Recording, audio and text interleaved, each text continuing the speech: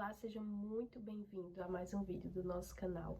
Esse é um estudo que estamos fazendo no livro de Efésios. Se você quer entender o título, dessa série de estudos, ou se você quer acompanhar desde o início, é só olhar aqui no canal os vídeos anteriores. Inclusive, eu recomendo que você acompanhe todos os vídeos, porque, como eu falo no primeiro vídeo, esta é uma carta só, Ela não são várias cartas, então para a gente entender a linha de pensamento, pegar o fio da meada, a gente tem que ir do início até o fim, tá? Então recomendo, inclusive. Então, vamos lá. Como você sabe, a gente tem que seguir a linha de pensamento do que Paulo está escrevendo para essas pessoas aqui, os primeiros receptores da carta. Então, a gente tem que lembrar o que a gente viu anteriormente na carta. Primeiro, as bênçãos espirituais, concedidas pelo Pai, o Filho e o Espírito Santo, nos tornou adotados, nós somos redimidos, pela graça de Deus por meio da morte de Cristo Jesus. Depois, Paulo faz uma oração para que os irmãos se aprofundem no conhecimento, daquele poder que colocou Cristo acima de todo nome. No capítulo 2, Paulo vai falar sobre a nova humanidade em Cristo. Ele vai falar da nossa reconciliação com Deus, lembrando de onde nós saímos, que estávamos todos mortos em nossos pecados, e Deus, pela sua graça, nos resgatou desse lugar, que igualmente somos pecadores, sendo gentios ou judeus, e depois que Cristo nos restaura com Deus, nós somos restaurados um com o outro. Nossos irmãos, gentios e judeus, agora são um novo povo, formando a nova humanidade. Tanto judeus como gentios agora têm os mesmos direitos, somos agora cordeiros da graça de Deus. Então, foi aí que nós paramos e vamos continuar agora no capítulo 3 de Efésios. Vamos à leitura. Como vocês sabem, eu gosto de ir lendo, fazendo as pausas, explicando alguma coisa ou outra. Se tiver algo mais, eu falo no final. Mas, geralmente, eu já vou lendo e explicando. Eu acho que eu consigo organizar melhor minhas ideias assim. Então, vamos lá. Por essa razão, ou seja, o que eu sempre digo, essa carta é uma continuidade. Paulo está seguindo a linha de pensamento dele. Então, por essa razão, que razão? Pela razão de vocês serem agora uma nova humanidade. Lembra que foi onde a gente parou no outro capítulo? Por essa razão, oro eu, Paulo, prisioneiro de Cristo Jesus, em favor de vocês, gentios. Certamente vocês ouviram falar da responsabilidade imposta a mim em favor de vocês pela graça de Deus. Isto é, o mistério que me foi dado a conhecer por revelação. Alguns estudiosos acreditam que essa revelação, eu também acredito, foi em Damasco, no encontro de Paulo lá com Cristo, enfim, aquela história lá em Atos. O mistério que me foi dado a conhecer por revelação. Ele vai falar mais na frente qual é esse mistério. Como já lhes escrevi em outras palavras. Ao lerem isso, vocês poderão entender a minha compreensão do mistério de Cristo.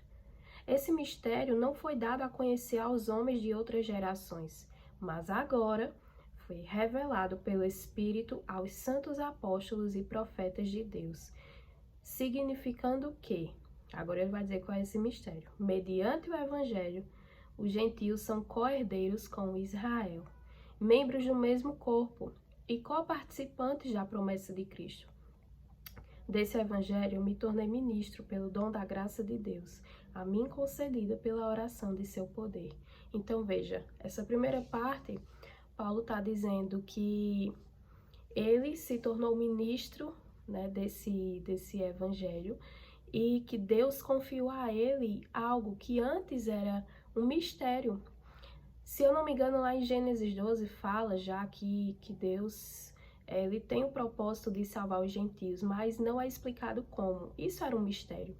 Então foi revelado agora, nesse tempo aqui de Paulo, qual era esse mistério, como seria, que era por meio de Jesus Cristo.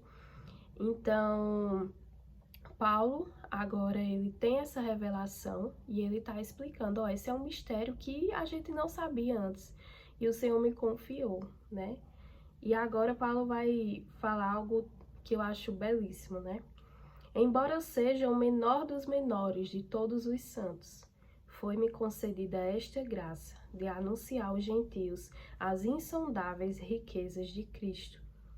Então, Paulo, ele é humilde, sabe? Ele tem consciência, assim, de que é graça, que é algo de Deus, não é por mérito dele.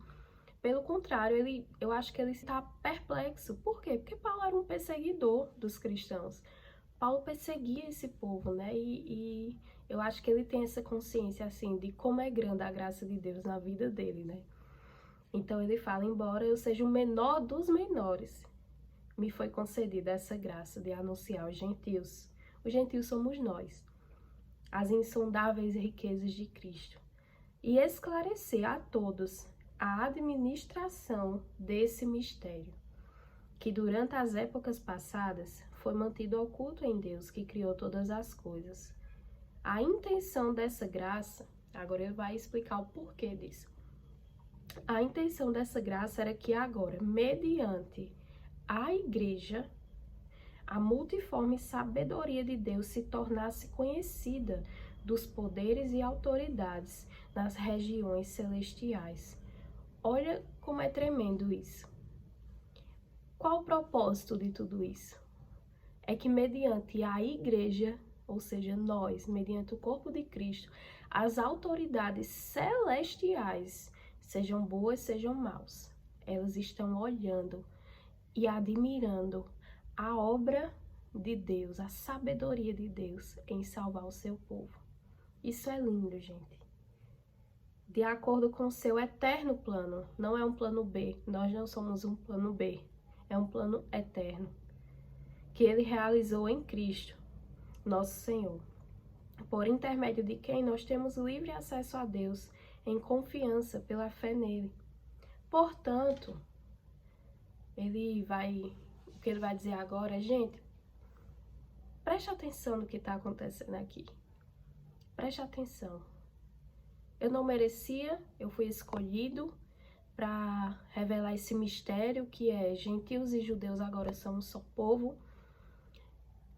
Tudo isso por meio do sacrifício de Jesus. Tudo isso para que por meio da igreja, essa nova humanidade que forma a igreja, agora possa mostrar às autoridades celestiais a sabedoria de Deus. E é confiada a mim, o menor dos menores, que eu leve isso para vocês. Então, olha o que ele vai dizer. Gente, portanto, por tudo isso, peço-lhes que não desanimem por causa das minhas tribulações em seu favor, pois elas são uma glória para vocês. O sofrimento de Paulo, as tribulações de Paulo, são um meio de levar o evangelho para aquelas pessoas. E agora, Paulo vai fazer uma oração pelo povo de Deus. Por essa razão, ajoelho-me diante do Pai, do qual recebe o nome toda a família, ou do qual se deriva, se vem a paternidade, nos céus e na terra. Eu oro para que, com suas gloriosas riquezas, ele os fortaleça no íntimo aqui é na sua consciência. Você tem uma consciência forte de quem você é, no íntimo do seu ser, com poder, por meio do seu espírito, para que Cristo habite. E a palavra aqui é que Cristo, ele entre na casa, ele more na casa, e ele tem total controle para administrar a casa, sabe? Para mudar o que ele quiser mudar, como um dono de uma casa. Então, para que Cristo controle o coração de vocês mediante a fé. E eu oro para que, estando arraigados e alicerçados em amor, vocês possam, juntamente com todos os santos, compreender a largura, o comprimento, a altura e a profundidade, e conhecer o amor de Cristo, que excede todo conhecimento, para que vocês sejam cheios de toda a plenitude de Deus. E aqui esse arraigados e esse alicerçados, no grego, eu anotei aqui, eles querem dizer enraizados, estabelecidos firmes, plantados, edificados. Então, se você estiver enraizado, estabelecido firme, edificado, vocês conhecerão a altura, a largura, a profundidade. desse amor. Mas se você tá ligado no que a gente tá estudando aqui, no capítulo 2, ele vai dizer como é que a gente é edificado. No versículo 20. Vocês são edificados sobre o fundamento dos apóstolos e dos profetas, tendo Jesus Cristo como pedra angular, no qual todo edifício é ajustado e cresce para se tornar um santuário santo. Então eu falei no outro vídeo que esse fundamento dos apóstolos e dos profetas é a palavra de Deus. Então, se eu quero conhecer mais a Jesus, se eu quero conhecer a altura, a largura, a profundidade, e para isso eu preciso estar arraigado e alicerçado, o que Paulo está querendo dizer aqui é que quanto mais a gente mergulha na palavra de Deus, mais a gente conhece a profundidade, a altura, a largura desse amor. Mas Paulo vai falar uma coisa ainda mais interessante aqui. Conhecer o amor de Cristo que excede o conhecimento, ou seja, vocês vão conhecer, mas olha, esse é um amor que é mais do que o conhecimento de vocês pode conhecer, sabe? É maior, ele ultrapassa qualquer limite humano do conhecimento. Então, se vocês mergulharem nessa palavra, vocês vão mergulhar no amor infinito. E talvez vocês consigam ver a largura, a altura e a profundidade desse amor. E eu acho isso uma expressão belíssima. E Paulo vai encerrar esse capítulo e também a primeira parte da sua carta, né? A partir do capítulo 4 ele vai começar a dar umas instruções para aquele povo. Então, já é tipo uma segunda parte da carta. Então, Paulo vai encerrar com uma adoração.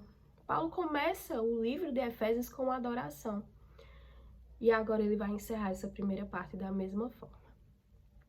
Aquele que é capaz de fazer infinitamente mais do que tudo que pedimos ou pensamos, de acordo com o seu poder que atua em nós, a ele seja a glória na igreja e em Cristo Jesus por todas as gerações, para todo sempre.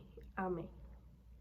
E eu acredito que Paulo finaliza dessa forma porque ele resume tudo que ele escreveu aqui, capítulo 1 até o capítulo 3, e ele pensa, que obra maravilhosa. Nem se nós conseguíssemos pedir ou imaginar, seríamos capazes de imaginar algo tão maravilhoso assim. Assim acredito eu.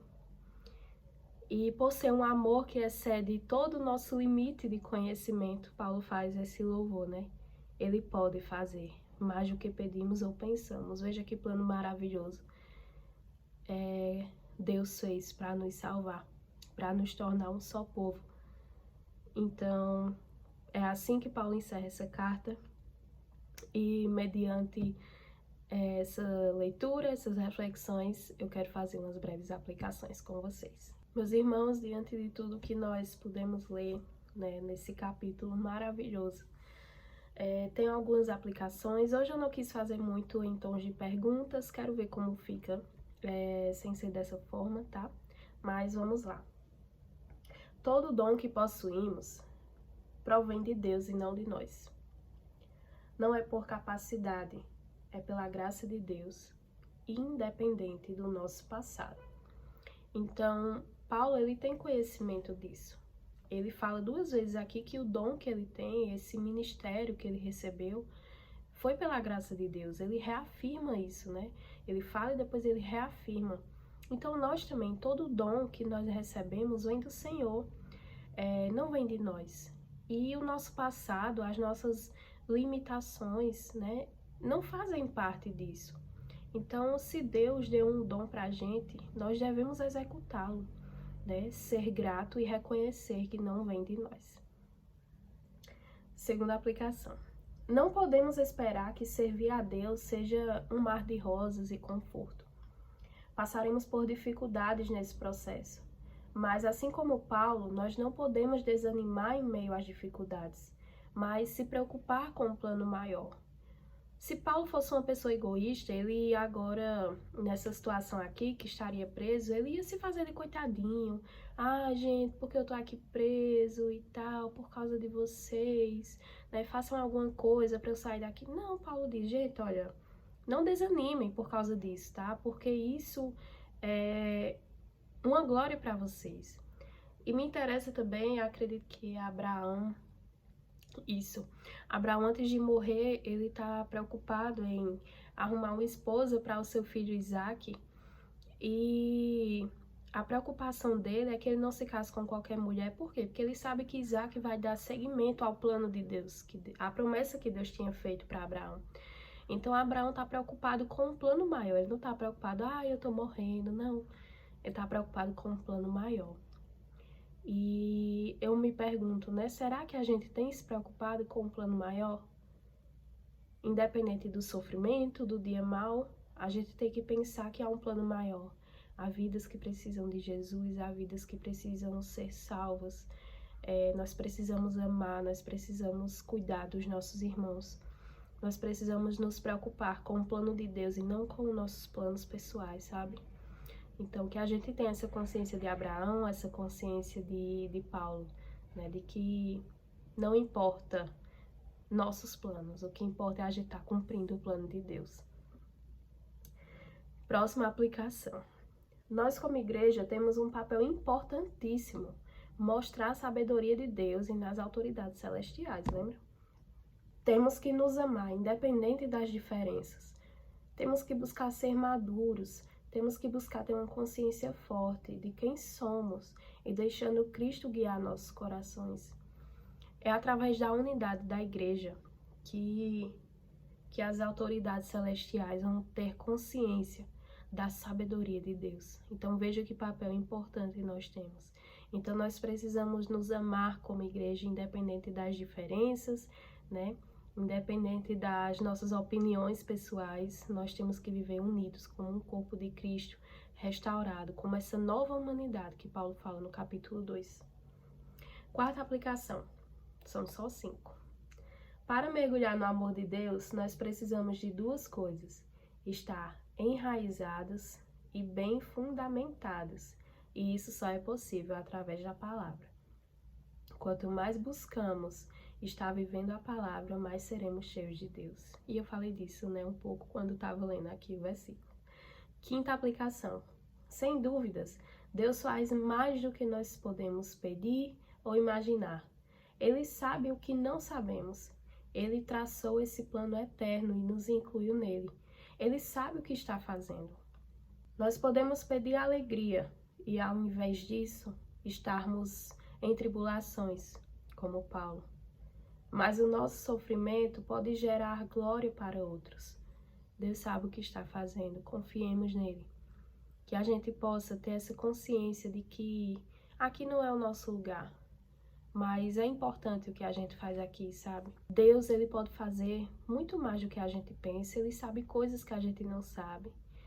Então, que a gente possa confiar no que ele está fazendo, mesmo que seja um tempo de tribulação, um tempo de prisão, mas nada disso é em vão, sabe? Como diz a minha querida Elizabeth Elliot, o sofrimento nunca é em vão. Ele sempre gera alguma coisa, Deus sempre tem um propósito ali no nosso sofrimento. Então, meu irmão, minha irmã, se você está passando por algum momento de tribulação, confie no Senhor, porque Ele faz mais do que a gente pode imaginar. E Ele sabe o que Ele está fazendo. Amém? Então, espero que você seja abençoado com esse estudo e espero voltar em breve com o capítulo 4 para darmos continuidade. Que Deus te abençoe e até o próximo vídeo.